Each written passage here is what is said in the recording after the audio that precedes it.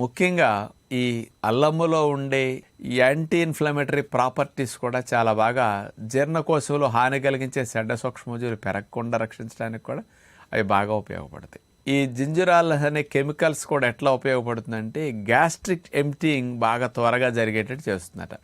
ఆహార పదార్థాలు త్వరగా జీర్ణమై త్వరగా పొట్ట నుంచి ఖాళీ అవటానికి, గ్యాస్ట్రిక్ ఎంప్టీయింగ్ చేయటానికి ఈ అల్లములో ఉండే కెమికల్ కాంపౌండ్స్ స్పెషల్గా ఉపయోగపడతాయి. తద్వారా ఏమవుతుందంటే పొట్టల ఆహార పదార్థాలు పొలవకుండా కిందకు త్వరగా జరిగి వెళ్తాయి అన్నమాట.